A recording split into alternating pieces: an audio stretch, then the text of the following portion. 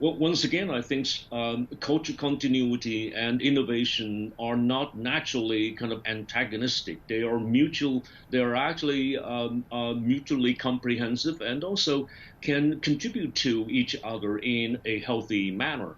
Now, in terms of striking this balance, I think that it is essential to understand the cultural foundation.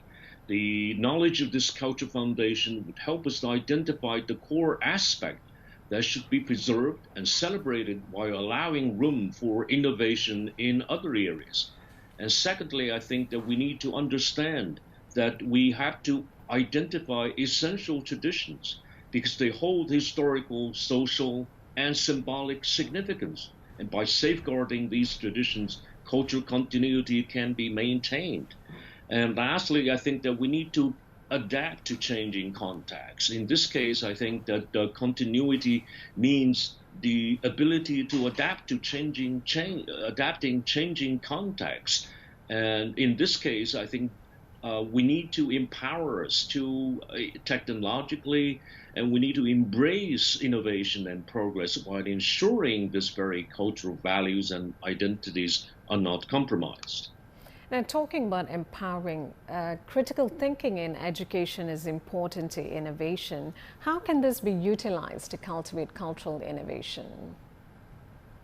Well, I would propose the following strategies. I think first thing first, critical thinking means the art of evaluating and assessing the current views and the current cultural norms and examining the kind of a bias and stereotypes. Because in any way that human beings are biased and prejudiced to a certain extent. And in this case, I think that critical thinking would be useful in encouraging individuals to question existing cultural norms and traditions. And by examining and the underlying assumptions and values of cultural practice, we can identify areas that may benefit from innovation and revaluation.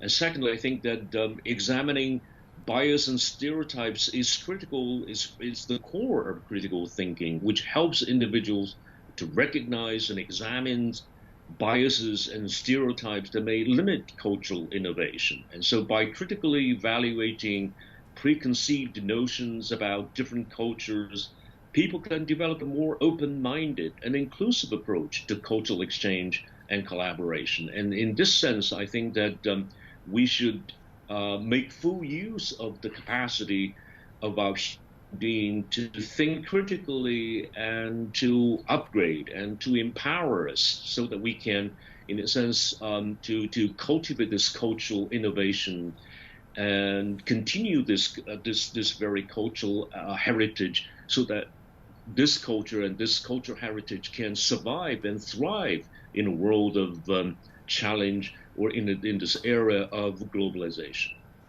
A lot to think about, Mr. Teng. Thank you for your time and your perspectives.